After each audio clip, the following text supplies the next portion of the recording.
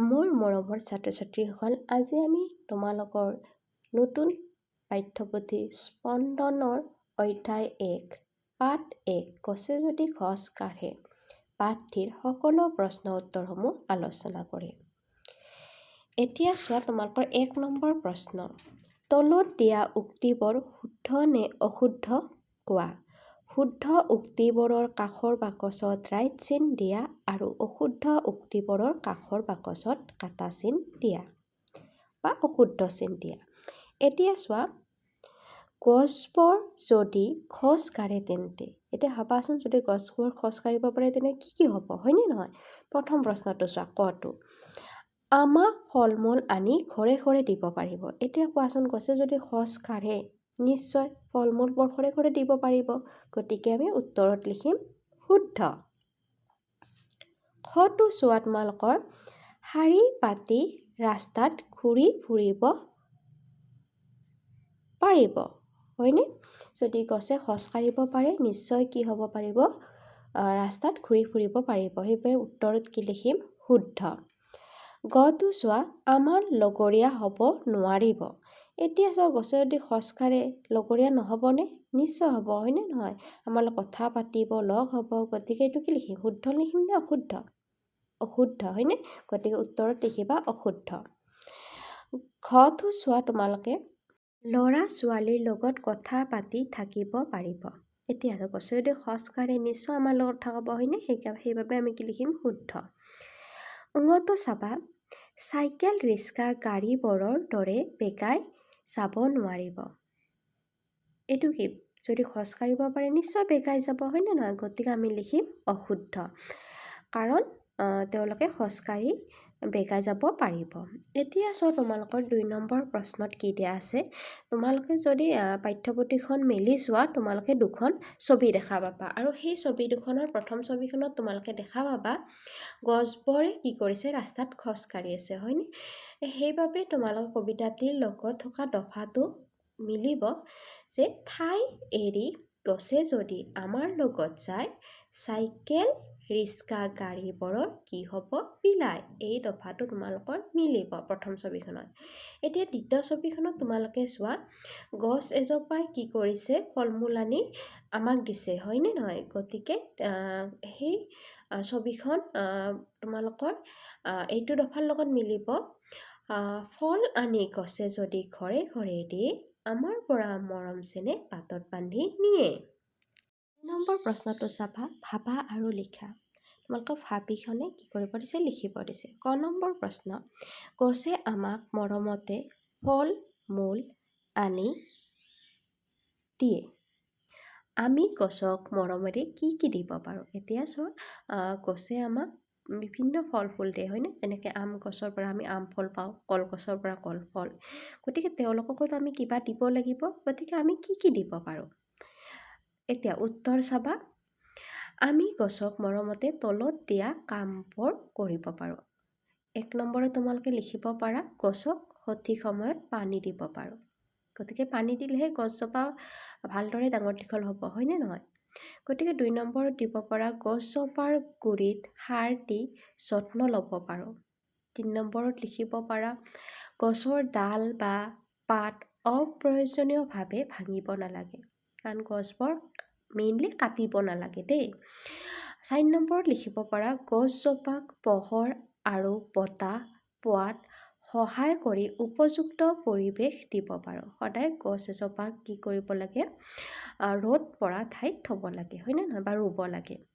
6 number প্ৰশ্নটো চাবা, cycle rickshaw গাড়ীবোৰ যদি নাথাকিলহেঁতেন আৰু গছ গছনিবোৰে যদি খোজ কাঢ়িব পাৰিলেহেঁতেন তেতিয়া আমাৰ কি কি অসুবিধা হ'লহেঁতেন? এতিয়া চাবা, যদি গছবোৰ খোজ কাঢ়িব পাৰিলেহেঁতেন, হয়নে নহয়, তেতিয়া আমাৰ সুবিধা অসুবিধা দুয়োটা হ'লহেঁতেন। এতিয়া সুবিধা চাবা কি কি, গছবোৰ খোজ কাঢ়িব পাৰিলে তেওঁলোকে নিজেই পানী বা ছাঁ বিচাৰি এঠাইৰ পৰা আন ঠাইলৈ যাব পাৰিলেহেঁতেন। পৰিৱেশত প্ৰদূষণ একেবাৰে কমি গ'লহেঁতেন। এতিয়া অসুবিধা চাবা, গাড়ী বা চাইকেল নাথাকিলে এঠাইৰ পৰা আন ঠাইলৈ যাত্ৰা কৰিবলৈ বহু বেছি সময় লাগিব। গছবোৰ খোজ কাঢ়ি ফুৰিলে মানুহৰ ঘৰ বা ৰাস্তা খেলিমেলিৰ সৃষ্টি হ'ব পাৰে। আমাৰ প্ৰয়োজনীয় সামগ্ৰীবোৰ অনা নিয়াত বহুত কষ্ট হ'লহেঁতেন। ক নম্বৰ প্ৰশ্নটো চাবা, কি কি গছক তোমালোকে লগৰীয়া কৰিবা আৰু কিয় কৰিবা? উত্তৰ, মই আম, কঁঠাল, বকুল আৰু কৃষ্ণচূড়াৰ দৰে গছবোৰক লগৰীয়া কৰিব বিচাৰিম। কাৰণ এই গছবোৰে আমাক কেৱল মিঠা ফল আৰু সুন্দৰ ফুলেই নিদিয়ে, বৰঞ্চ গ্ৰীষ্মকালত শীতলত ছাঁ দি আমাক শান্তিও প্ৰদান কৰে। গছবোৰ আমাৰ বন্ধুৰ দৰে, কাৰণ সিহঁতে আমাক জীয়াই থাকি। ২ নম্বৰ প্ৰশ্নটো চাবা, তলত কিছুমান শব্দ দিয়া আছে আৰু সেই শব্দবোৰৰ পৰা তোমালোকক কি কৰিব দিছে? বাক্য সাজিব দিছে। প্ৰথম শব্দটো হৈছে মজ্জা। গতিকে তোমালোকে বাক্য লিখিব পাৰা। আমি যোৱাবাৰ যোৰহাট ফুৰিবলৈ যাওঁতে বৰ মজা পাইছিলোঁ। দ্বিতীয় শব্দটো হৈছে মৰম। বাক্যটো লিখিব পৰা, মা দেউতাকে সন্তানক যথেষ্ট মৰম চেনেহ কৰে। ৩ নম্বৰ শব্দটো হৈছে বান্ধি। বাক্যটো এনেদৰে লিখিব পাৰা, মায়ে বজাৰৰ পৰা অনা টোপোলাটো জোৰকৈ বান্ধি থৈছে। চতুৰ্থ শব্দটো হৈছে ৰ লাগি। বাক্যটো লিখিব পাৰা, আকাশৰ জন্তু দেখি সৰু ল'ৰাটি ৰ লাগি চাই ৰ'ল। এতিয়া ৫ নম্বৰ প্ৰশ্নটো তোমালোকে আকৌ ২ নম্বৰ প্ৰশ্নটোৰ লগত মিল আছে। দুখন ছবি দিছে আৰু সেই দুখন ছবি চাই তোমালোকৰ দুটা দফা দিছে। এই দফা দুটা তোমালোকৰ সম্পূৰ্ণ কৰিব দিছে। প্ৰথম দফাটোৰ তোমালোকৰ দুটা বাক্য দিয়ে দিছে। এতিয়া চোৱা, সম্পূৰ্ণ কৰিলে কেনেকুৱা হ'ব? হাবি এৰি বাঘ যদি বজাৰলৈ যায়, চাইকেল চলাই সি বেগাই গুচি যায়।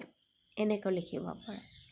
দ্বিতীয় বাক্যটো তোমালোকে দেখা পাইছা, বান্দৰে কি কৰি আছে? ভাত ৰান্ধি আছে, হয়নে নহয়?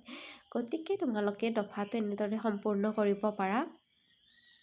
বান্দৰবোৰে ভাত ৰান্ধি উদৰ পূৰাই খালে, হাতত লৈ থাল বাটি নাচিবলৈ ধৰিলে।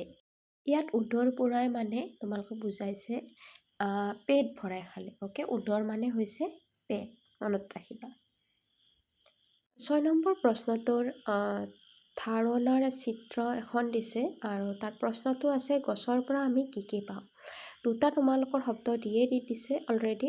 বাকী শব্দবোৰ আমি লিখিব পাৰোঁ, ফল মূল, ফুল, অক্সিজেন, খৰি, ছাঁ, কাঠ ইত্যাদি। ৬ নম্বৰ খৰ প্ৰশ্নটো হৈছে, গছে আমাক কিদৰে সহায় কৰে সেই সম্পৰ্কে এটা দফা লিখা। উত্তৰত লিখিব পাৰা, গছে আমাৰ পৰম বন্ধু। গছে আমাক জীয়াই থাকিবলৈ অতি প্ৰয়োজনীয় অক্সিজেন গেছ যোগান ধৰে। গছৰ পৰা আমি বিভিন্ন ধৰণৰ ফল মূল আৰু ফুল পাওঁ। আমাৰ ঘৰৰ কিছুমান সামগ্ৰী তৈয়াৰ কৰিবলৈ কাঠ আৰু লিখা পঢ়া কৰিবলৈ কাগজ গছৰ পৰাই পাওঁ। ইয়াৰ উপৰিও গছে আমাক ছাঁ দিয়ে আৰু পৰিৱেশটো শীতল কৰি ৰাখে। সেয়েহে আমি অধিক পৰিমাণে গছ ৰোপণ কৰিব লাগে। ৭ নম্বৰ তোমালোকৰ প্ৰশ্নটোৰ কেইটামান শব্দ লিখিব দিছে। এটা আখৰ থকা শব্দ তোমালোকে লিখিব পৰা, ই, সি, ঔ। আৰু ৩টা আখৰ থকা শব্দ লিখিব পৰা, কলম, গৰম, পথাৰ। যুক্তাক্ষৰ নথকা ৩টা শব্দ লিখিব পৰা, আম, ঘৰ, বগলী। আৰু যুক্তাক্ষৰ থকা ৩টা শব্দ তোমালোকে লিখিব পৰা, স্কুল, জ্ঞান, পাণ্ডিত।